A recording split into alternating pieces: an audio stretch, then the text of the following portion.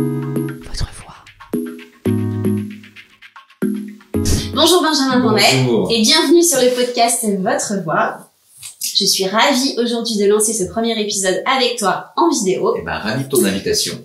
Alors Benjamin, tu es constitutionnaliste, maître de conférences en droit public à l'université Paris 2. Et on a eu ensemble le plaisir de partager de nombreux plateaux télé depuis cette fameuse dissolution. Et moi, il y avait un sujet que je voulais traiter avec toi pour nos auditeurs, c'était la fameuse proportionnelle qui revient systématiquement dans les différents débats et qui mérite d'être creusée. Alors, une élection à la proportionnelle. Pourquoi? Comment? Les enjeux? Qui seraient les gagnants? De quelle manière? C'est ce que nous allons voir ensemble. Et la première question, forcément, c'est, avant tout, la proportionnelle, c'est quoi?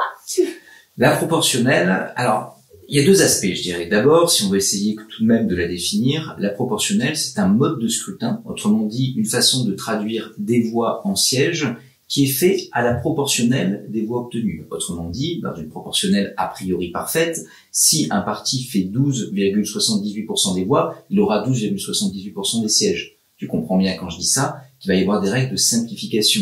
Il n'y a jamais de proportionnelle pure et parfaite. Bien et sûr. donc à partir de là, on a plusieurs variables, plusieurs éléments, plusieurs outils qui permettent de faire varier les résultats d'une proportionnelle en lui donnant un résultat qui va être plus ou moins représentatif ou plus ou moins rationalisé, partant du principe qu'il y a deux grands facteurs quand on essaye d'évaluer la pertinence d'un mode de scrutin, sa représentativité et dans quelle mesure il entraîne une gouvernabilité, et ensuite on essaye de jongler entre les deux. Et ces différents facteurs, ces différentes variables, on y reviendra sans doute, fait qu'en fait on n'a pas une forme de proportionnelle. On en a, d'accord entre nous, mais entre 50 et 80 formes proportionnelles, selon les différentes variables que tu fais jouer. Et donc, dans ce cadre-là, toute la question ensuite, c'est qu'est-ce que l'on veut et où est-ce que l'on va en matière de mode de scrutin pour essayer d'adapter, le mode de scrutin, justement, à cet objectif. Et ça, c'est la question essentielle parce qu'aujourd'hui, on voit bien que systématiquement sur les plateaux, les différents partis évoquent la proportionnelle.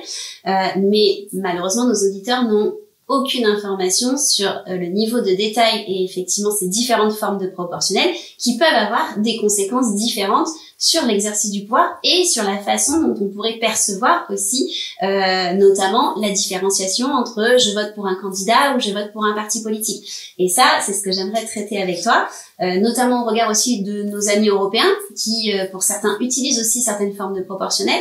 Alors, quelles seraient selon toi potentiellement peut-être les 2 ou 3 formes de proportionnelle qui pourraient être instaurées? Alors, il faut penser en termes de variables. Alors, pour revenir un peu sur ce que tu disais, en fait, pourquoi est-ce qu'on a du mal à débattre de ça en France? Parce qu'en fait, on doit être pour ou contre la proportionnelle. Ça n'a pas de sens, en fait. C'est-à-dire que il y a personne qui meurt au champ d'honneur pour un mode de scrutin. Un mode de scrutin, c'est un outil, c'est pas une fin en soi. Et donc, ce faisant, dans ce cadre-là, l'idée que l'on s'opposerait en soi à la proportionnelle ou au scrutin majoritaire à 2 tours d'ailleurs, n'a pas vraiment de sens. On sait que le scrutin majoritaire à 2 tours, ça marche dans 2 configurations politiques. Soit quand tu as des partis notables, comme à la fin du 19e siècle, auquel cas, les gens ne votent pas d'abord pour des partis, ils votent d'abord pour des individus qui apparaissent comme étant dans la circonscription le meilleur et le plus installé, et donc il y a une forme de notabilisation de la profession politique qui aujourd'hui n'existe pas. Ouais. C'est-à-dire que on dit beaucoup les Français n'aiment plus les partis politiques, mais ils ont jamais autant voté pour des étiquettes. Regarde en 2017 avec les macronistes, regarde en 2022 et surtout en 2024 avec les lepénistes. L'idée que, il y aurait des personnages ancrés, c'est résiduel. Ça existe encore, mais c'est très résiduel. De l'autre côté, le mode de scrutin majoritaire à 2 tours, ça marche bien quand tu as une bipolarisation de la vie politique. Souvent on dit ça entraîne cette bipolarisation, c'est pas vrai. Le mode de scrutin majoritaire à 2 tours, on le connaît depuis la Troisième République, en fait depuis le Second Empire, ça n'a pas donné de majorité absolue avant 1962. En 62, on trouve une bipolarisation et le mode de scrutin fait que tout d'un coup, on a un sentiment de représentativité et quelque chose qui est gouvernable. Aujourd'hui, cette bipolarisation, au moins à court et moyen terme, elle n'existe plus. Donc, pour revenir sur les différentes formes de proportionnelles, l'idée c'est que on a plusieurs façons de moduler la proportionnelle. On peut avoir des proportionnelles déraisonnablement pas représentatives. Le mode de scrutin le moins représentatif que je connais, il est proportionnel et il est français, c'est les élections municipales. Oui. On a inventé une proportionnelle à 2 tours avec une prime majoritaire de 50%. Quand on en parle à nos collègues à l'étranger, ils nous disent « Vous avez vraiment créé ça, mais c'est nord-coréen. Vous faites 1% de plus que l'adversaire, même si vous êtes à 5%, vous avez une majorité absolue. » Donc le but, c'est que ce soit vraiment gouvernable. À côté de ça, aux Pays-Bas, tout parti qui fait plus de 1% est représenté au Parlement. Et là, évidemment, ça crée une balkanisation, les petits groupes du centre font la bascule, et là, c'est très très compliqué à gouverner. Entre les deux, il y a une forme. Je disais 1% pour être représenté aux Pays-Bas. C'est 5% en Allemagne. Au Bundestag, tu as 7 groupes politiques aujourd'hui, contre 11 à l'Assemblée. Combien de listes ont fait plus de 5% aux européennes? Bah, que 6. Combien de candidats ont fait plus de 5% aux élections présidentielles? Que 4. Donc tu vois que déjà, si tu mets 5%, en fait, tu peux à la fois avoir une représentativité concrète et en même temps réguler, éviter... tu évites d'avoir tout un tas de petits groupes politiques et des petits groupes centristes. Un éparpillement dans tous les sens qui nous mènerait à pas grand-chose au final. Exactement. Autre élément, ce qu'on appelle les primes majoritaires. Pour les municipales, c'est 50%. On peut imaginer 10%, 15%, 5%. On peut donner ça à la liste arrivant en tête, mais également à un groupe de listes qui arrive en tête. C'est par exemple ce qui s'est passé en Italie il y a 10 ans. Et là, c'est en effet plutôt intelligent. Admettons que un groupe de listes, par exemple, la gauche fait 40%, elle a besoin de 10% pour gouverner, on pourrait lui la donner, ou même pour la droite, etc. Donc c'est une possibilité aussi. Tu as un tour, 2 tours. Au régional, par exemple, on fait 2 tours. Ça permet de faire le tri entre des listes qui ne peuvent ni s'allier, ni atteindre un certain seuil. Donc, une fois que t'as croisé toutes ces variables, eh bien, tu arrives à avoir un mode de scrutin qui est plus ou moins opérant, pas en soi, mais eu égard à ton système politique. Toujours partir du réel, et ensuite se poser la question de, au regard de ce réel, quel est le mode de scrutin qui permet de conjuguer représentativité et gouvernabilité. Et finalement, c'est ça l'enjeu aujourd'hui, parce qu'on voit bien que tout a évolué, et que finalement, on reste très largement sur le débat de la proportionnelle, sans rentrer dans le détail et faire évoluer au regard de ce qui collerait le plus à ce qui est en train de se passer, entre ce que la société veut et ce qui est en train de se passer politiquement. C'est ça. Parce qu'il y a aussi, j'ai vu, la possibilité de mentionner des noms de candidats en plus. Alors, il y a plusieurs modalités ensuite. Pour justement éviter ce côté que parti politique. Alors, il y a des arguments idiots contre la proportionnelle. Par exemple, l'argument idiot, c'est, le mode de scrutin majoritaire donne des majorités, la proportionnelle n'en donne pas.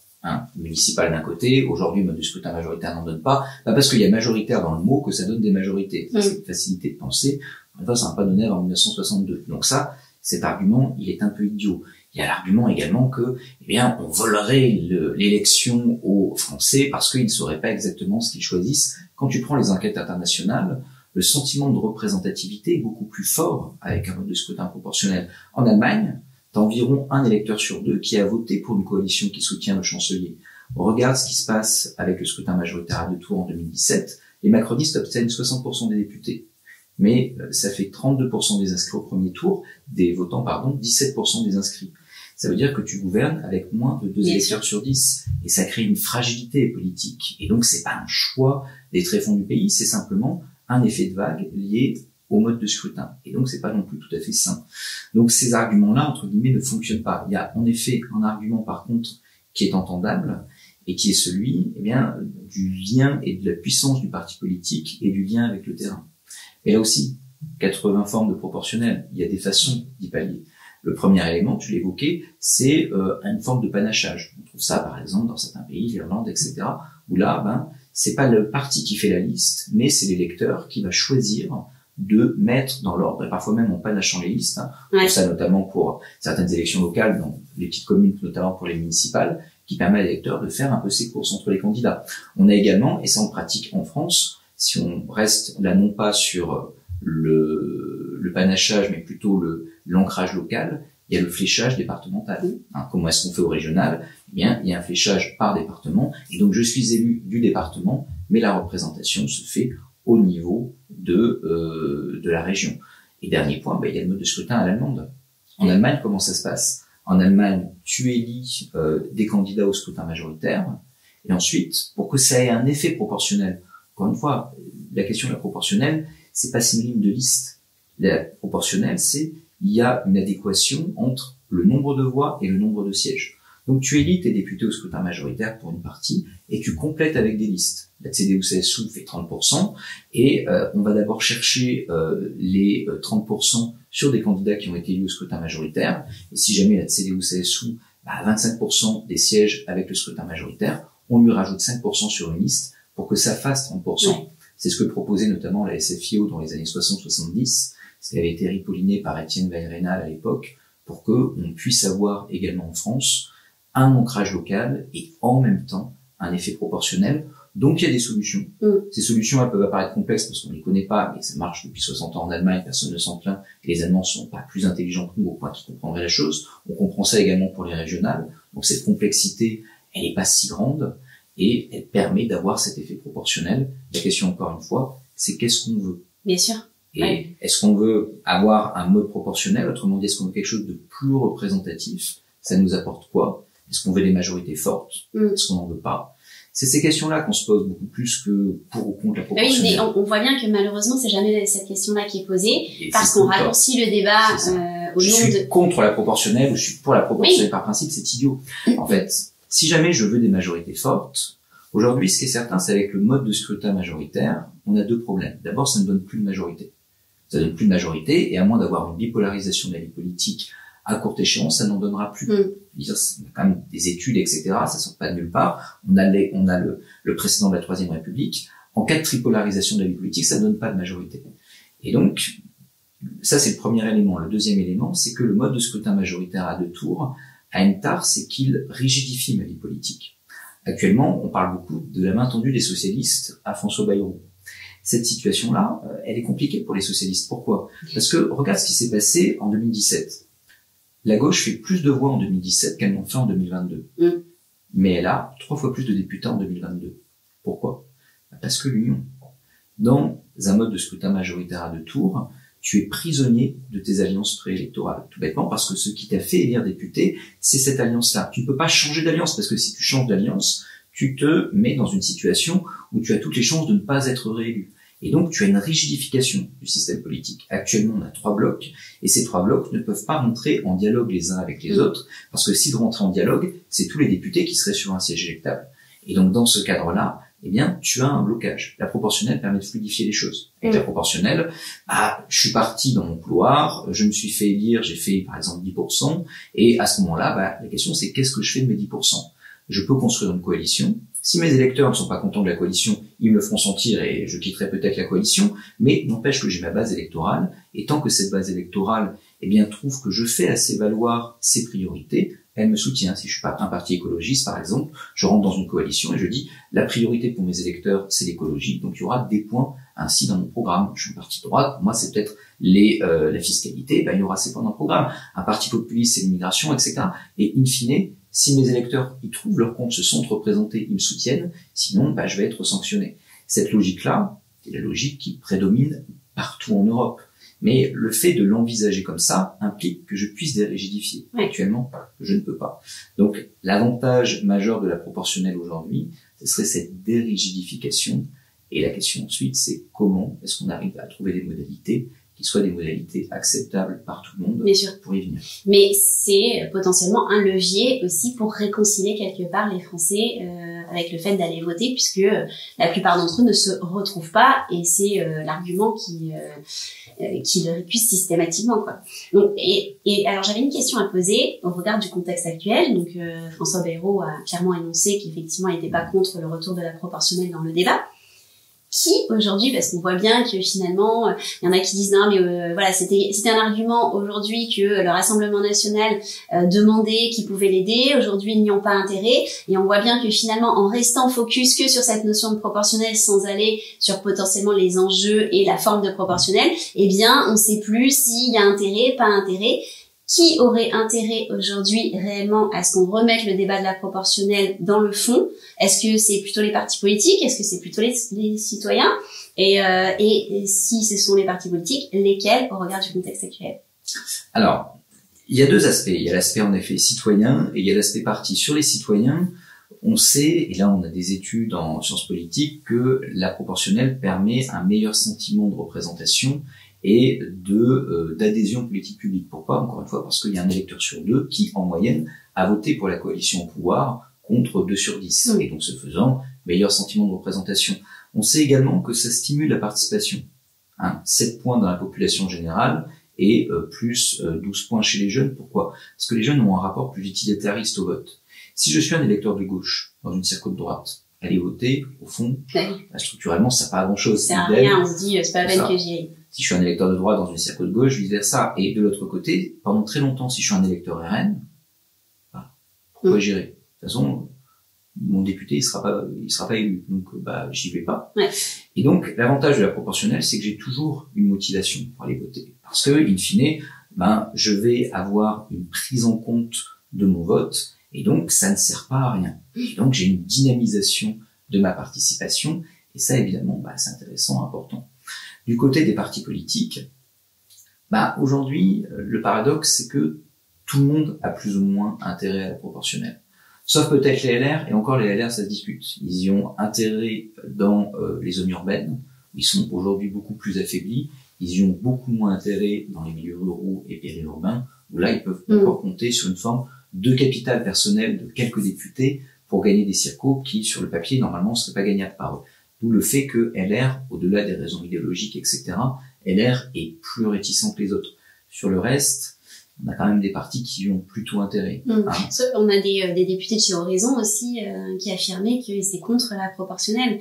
Donc selon toi, aujourd'hui, au regard quand même de tout ce qui est en train de se passer, si un député continue à l'intérieur de lui à croire profondément, à dire qu'il est contre la proportionnelle, c'est pour quelle raison? Je crois qu'il y a beaucoup de poids, pas de l'idéologie, mais des lieux communs. Ouais. Les vieux manuels de première année de licence de droit dans lequel on bachotait beaucoup d'étudiants font beaucoup de mal parce qu'en fait, ils donnent une vision. En fait, comment se construit la Ve République? La Ve République se construit par diabolisation de la quatrième. Et donc, la quatrième, c'est mal. L'un des éléments essentiels qui caractériserait l'instabilité de la quatrième, ce serait la proportionnelle. En fait, la proportionnelle, à l'origine, est pensée comme un outil de rationalisation. Si on met en place la proportionnelle sur la quatrième, c'est pour que le parti ait une autorité sur ses députés, que ces députés votent dans la ligne et que donc ça crée de la stabilité. Le problème sous la quatrième, c'est qu'on va imaginer, et ça c'est un danger si on y revient, une proportionnelle par département. Il y a personne qui fait ça en Europe. Oui. Pourquoi? Parce que la proportionnelle par département, ça crée de vrais paradoxes. Alors déjà, sous la quatrième, ça fait que je vais avoir des listes de notables. Et ces listes de notables, elles vont être totalement incontrôlables et je vais avoir des petits groupes de notables qui vont arbitrer entre les SFIO d'un côté et les modérés de l'autre, les SFIO qui n'a pas à l'époque renoncé à la collectivisation des moyens de production, et la droite modérée qui en fait était très très à droite, sur le fond plus à droite que les gaullistes, et vous excluez les gaullistes et les communistes du champ des alliances, ça fait qu'on gouverne au centre entre des formations complètement disparates et pas du tout disciplinées. C'est une proportionnelle qui n'a pas beaucoup marché. Par ailleurs, la proportionnelle par département, en Lozère où j'élis un député, c'est un scrutin majoritaire à un tour. Donc, ça ne libère pas mon système d'alliance, ça ne fluidifie pas, et de l'autre côté, ça crée des gros paradoxes. Donc ça, c'est l'archétype de ce qu'il faut pas faire. Et comme on réagit beaucoup au lieu commun, quand on pense proportionnel, il y a que ça. Or, encore une fois, personne ne le fait, et la taille de la circonscription n'est qu'une variable dans celle que j'évoquais. Sur le reste, aujourd'hui, il y a quand même ce poids des lieux communs. C'est-à-dire que quand vous discutez avec, y compris d'ailleurs certains collègues, mais avec des politiques, on vous dit mais la proportionnelle, vous n'y pensez pas, c'est l'instabilité, le régime des partis. Je viens d'expliquer sur la quatrième que c'était pas le cas, c'était pas le régime des partis, les partis justement étaient très faibles. Et c'est peut-être l'instabilité, auquel il va falloir m'expliquer pourquoi, à part nous et les Anglais, personne en Europe n'est au scrutin majoritaire. Ouais. Si jamais tu traverses le Rhin ou les Alpes, il pleut pas des grenouilles et le soleil se lève quand même. Ils sont à la proportionnelle, mais ça fonctionne mieux. Les plus vieilles démocraties d'Europe et les plus stables, la Suisse et les pays scandinaves, sont les premiers pays qui ont mis en place la proportionnelle. Donc, c'est pas un mode de scrutin qui entraîne tout d'un coup une instabilité de la vie politique. Donc, il y a beaucoup là-dessus d'a priori. Ouais. Il y a beaucoup de lieux communs. En règle générale, il suffit d'ouvrir un livre de sociologie politique des modes de scrutin pour comprendre que ce sont des lieux communs, mais ils pèsent de tout leur poids. Et souvent, quand tu parles aux politiques de ces sujets, tu leur avances des chiffres, ils sont convaincus. Et tu les revois un an plus tard, le poids des lieux communs est tellement fort que ils finissent toujours par l'emporter. Oui, parce que j'allais te dire, selon toi, pour quelle raison, jusqu'à présent, alors que ça fait quand même un petit moment que, à la fois, ils constatent qu'effectivement, il y a un désengagement des citoyens en travers de la vie politique et que ça ne fonctionne plus à l'Assemblée. Selon toi, c'est quoi le frein essentiel pour remettre ça sur le tapis et aller vraiment sur un débat de fond pour avancer? Parce que ça devrait être finalement une des priorités. par rapport à tout ce qu'on vient de vivre et une des leçons à tirer aussi? Alors, il y a 2 freins majeurs, si on enlève les lieux communs. Premier frein, c'est que, et on a commencé à l'évoquer, comme il y a beaucoup de formes de proportionnel, c'est un jeu à somme nulle. On peut le regretter, mais c'est un jeu à somme nulle. Tu as 577 députés, la question c'est comment on les élit. Dès le moment où tu changes de mode de scrutin, il y a des perdants, il y a des gagnants. Que veut le RN aujourd'hui? Le RN veut une proportionnelle nationale avec une prime majoritaire. J'étais avec un député le jour en plateau télé, il me disait une prime majoritaire de 25%. C'est gigantesque, 25%. Et ça permet à la liste arrivée en tête, sous-entendu le Rassemblement national, d'obtenir une majorité absolue sans aucun problème. C'était raisonnablement pas représentatif, mais c'est dans son intérêt. Que veulent, en règle générale, les partis centristes? Plutôt une proportionnelle par département, parce qu'ils pensent que, justement, des figures locales permettront de l'emporter, etc. Bon, je suis pas sûr que ce soit tout à fait à même de bien fonctionner pour les raisons qu'on a données, mais ils sont persuadés que c'est ce mode de scrutin qui va les aider. Quand tu parles un peu avec la gauche, ils veulent une prime d'apparentement. J'ai évoqué ça tout à l'heure, parce qu'ils pensent qu'ils peuvent comme ça faire l'union de la gauche et l'emporter sans avoir trop de difficultés. Donc en fait, chacun voit la proportionnelle. Tu veux dire qu'on n'est pas rendu non plus. Exactement. C'est-à-dire qu'une fois que tu as fait sauter les lieux communs et que tu dis, OK, très bien, il n'y a pas une proportionnelle et arrêtez, il va pas pleuvoir des grenouilles, et que tout le monde se convainc du fait qu'il faut aller vers la proportionnelle, eh bien, ça va prendre encore du temps. Voilà. Le second obstacle, c'est qu'on est quand même biberonné à une forme de présidentialisme, qui est un présidentialisme, je dirais, une forme de culte du sauveur. Si je suis élu président de la République, je n'ai en fait que très peu de pouvoir en droit. Mon pouvoir vient d'un truc, que j'obtienne une majorité absolue, pléthorique, et que cette majorité absolue pléthorique, elle dise garde à vous mon général, je vous suis, une réforme des retraites, je vote une loi immigration, je vote une loi sur la cueillette des fraises, évidemment je vote, vous êtes le président et je vous dois tout. Avec une proportionnelle, ça marche plus. Oui. Alors on me dit le scrutin majoritaire, aujourd'hui non plus ça marche plus. Il faut arriver à en faire le deuil. L'idée que tout d'un coup, on n'aurait plus demain un président omnipotent pour une classe politique qui s'est pensée, structurée derrière l'idée qu'il fallait faire élire un président qui sera omnipotent, c'est compliqué à envisager.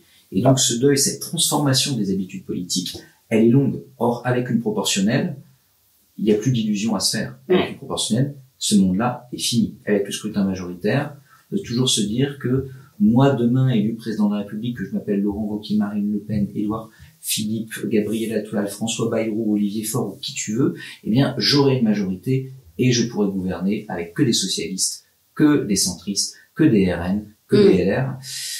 Le jour où on comprendra vraiment que c'est fini, le débat sur la proportionnelle sera peut-être plus facile. Alors justement, j'allais te poser une question au sujet du calendrier. Quel serait selon toi, au regard du calendrier électoral aussi qui est en train d'arriver, le bon timing pour remettre la proportionnelle sur le fond dans le débat et peut-être envisager à quelle échéance une instauration de cette proportionnelle? Alors, déjà, il faut débunker un truc. Il n'y a pas de règle constitutionnelle du « on ne change pas le mode de scrutin moins d'un an avant un scrutin ». Ça n'existe pas. D'ailleurs, on l'a déjà fait plusieurs fois. On l'a fait notamment quelques mois avant les départementales en 2014. C'est quelque chose qu'on fait. C'est-à-dire que c'est bien, parce que évidemment, il y a des stratégies d'acteurs, etc., qui font, mais bon, quand vous faites une dissolution du jour au lendemain, il n'y a pas non plus, entre guillemets, il y a une prise par surprise également, tu vois. Donc, c'est pas dirimant. C'est peut-être pas parfait, mais c'est pas dirimant. Quoi qu'il en soit, si aujourd'hui, on veut faire bouger les choses, je crois qu'il faut essayer de le faire avant les prochaines législatives. Que ce soit en 2025 ou en 2027. Oui, même si elles arrivent là, de manière inopinée, cet été, quoi. Ce que nous dit aujourd'hui la sociologie électorale, ça peut changer, hein, il faut évidemment rester modeste, etc. La gauche est cantonnée dans ses fiefs, le RN et le centre se disputent le périurbain et le rural. Tu fais une dissolution aujourd'hui, t'as pas plus de majorité. Bah, bien sûr. Mais tu fais une dissolution aujourd'hui, ta logique d'acteur, le fait qu'il soit coincé, elle reste encore un peu plus. Là, si on devait faire une dissolution aujourd'hui, si on prend un petit peu les enquêtes, t'aurais plus de RN. T'aurais pas une majorité absolue, mais plus de RN. De l'autre côté, t'aurais pas moins de l'AFI, parce que les circos l'AFI sont des fiefs. T'aurais moins de socialistes s'ils continuent à sortir de la NFP. Ils vont se retrouver avec une union de la gauche contre eux dans toutes les circos. C'est ce que promettait Mélenchon il y a quelques jours. Et donc, la majeure partie du groupe sera mort. Les députés macronistes, ils ont été élus comment? Pour 60 d'entre eux, grâce au report de gauche de la voix contre le RN. Donc, t'auras moins de macronistes, tout autant de l'AFI, plus de RN, va essayer de gouverner avec ça. Et ils peuvent pas faire alliance entre eux, ils peuvent pas non plus vraiment faire alliance avec le centre. tu as un système de blocage encore. C'est pour ça qu'il y a urgence aussi à trouver un levier de déblocage assez rapidement. Et le mode de scrutin là-dessus peut vraiment être un élément important de déblocage. Sinon, une dissolution ne fera que nous mettre un peu plus dans la panade. À bon entendeur. Oui, c'est ça. Mais écoute, Benjamin, en tout cas, merci. J'espère que nos auditeurs auront un peu plus compris tous les enjeux de la proportionnelle. Et puis, on va espérer que nos gouvernants écoutent cet épisode et puissent entrevoir de travailler pleinement sur ces différents enjeux. Exactement. En attendant, tu as sorti un nouveau livre, bientôt à paraître. Le 18 février. Le 18 février, qui s'appelle Le Nouveau Régime, le parlementarisme impossible. Forcément. Est-ce que tu peux nous en dire quelques mots, le pourquoi d'ailleurs, parce que j'imagine que c'est le contexte que nous avons vécu qui t'a inspiré, et les quelques messages clés, puisque nous réserverons un petit débat sur ce nouveau livre sur un prochain épisode. Écoute, ça a tout à voir avec ce que l'on s'est dit en fait durant cette petite demi-heure. C'est-à-dire que, en fait, on dit beaucoup, la 5e République est parfaite. Et il y aura un esprit des institutions. Mais il n'y a pas d'esprit des institutions. Debré n'imagine pas du tout que ça marcherait comme ça dans la période 62-2017. On est constitutionnaliste, on peut être homme politique, on n'est pas des sorciers. Il y a des règles du jeu. Et ces règles du jeu, elles sont posées par la Constitution. Ces règles du jeu, elles fonctionnent plus ou moins. Aujourd'hui, elles fonctionnent relativement mal parce qu'on ne comprend pas la 5e République. La 5e République, c'est la constitution d'un régime parlementaire. Et ce régime parlementaire, tu ne peux pas arriver à avoir la structure présidentielle qu'on évoquait quand le président n'a pas de majorité. Comment ça marche la 5e? J'ai un président, derrière lui est élue une majorité pléthorique. La majorité pléthorique obéit au président, le gouvernement est responsable devant le Parlement, qui tient l'Élysée tient Palais-Bourbon, qui tient Palais-Bourbon tient Matignon, qui tient l'Élysée tient tout. Si le président n'a pas de majorité, ça marche plus. Bien sûr. Et donc, à partir de là, on est aujourd'hui dans une forme, je dirais, d'entre-deux. On peut avoir une reparlementarisation du régime. Cette reparlementarisation du régime, elle nous met dans le même paquet que plein de pays excessivement barbares, comme l'Italie, le Portugal, l'Espagne, l'Allemagne, l'Autriche, la Pologne, le Danemark, je vais pas te faire tous les pays européens. Bref, un truc horrible, enfin, je veux dire, quand on parle de ça, mon Dieu, c'est terrible. En fait, non, ça fonctionne, c'est peut-être pas ce qu'on veut, mais ça fonctionne. Ou bien, on dit, on maintient une forme de présidentialisme, on fait pas de coalition, etc., auquel cas il y a un vrai risque. Il y a un risque que des présidents élus, ne pouvant pas gouverner, soient contraints de forcer le système, soient contraints de passer par des voies détournées, avec ensuite des précédents qui sont ouverts. Par exemple, la dernière réforme des retraites, on est passé par des trucs qui juridiquement sont bizarres. Une loi de programme, un projet de loi de rectificatif de financement de la sécurité sociale, les 49 alinéa 3, etc. Le problème, c'est qu'en faisant ça, on force le système, on crée des précédents et on le fragilise. Le risque également, c'est celui de l'ingouvernabilité. Là, on a une petite musique qui tourne, mais si vraiment on n'avait pas de budget, est-ce qu'on ne pourrait pas l'appliquer par ordonnance? Juridiquement, si. Est-ce qu'on ne pourrait pas déclencher l'article 16? Ça n'a pas été fait pour ça, du tout, mais juridiquement, je peux pas dire que c'est pas possible. Ouais. Mais c'est pas opportun. On va pas déclencher un état d'exception qui s'apparente à une forme de dictature à la romaine pour faire passer un budget avec lequel dont l'Espagne se passe depuis 2 ans. Mais eux, ils n'ont pas déclenché de dictature à la romaine parce que tout d'un coup, ils auraient eu un problème budgétaire. Et donc, le vrai risque, en fait, c'est que si jamais on n'accepte pas cette mue parlementaire, on est une dérive illibérale de plus en plus importante jusqu'au jour où, le fond de la Constitution aura été complètement évidé. Et le jour où tu as un leader populiste, radical, voire autoritaire qui arrive et qui dit, moi j'utilise l'article 16, je vois pas le problème. On l'a utilisé 15 fois pour faire passer des budgets. Il est où le souci? On a voulu la démocratie, je veux dire.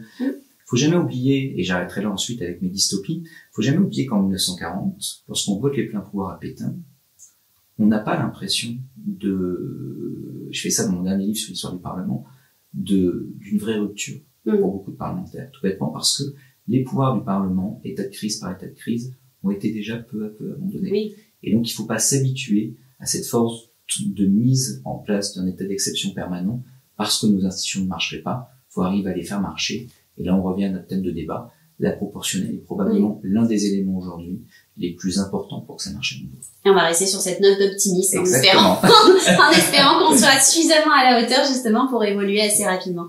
Merci encore, Merci à toi. Et puis à très bientôt. À très bientôt. Votre voix.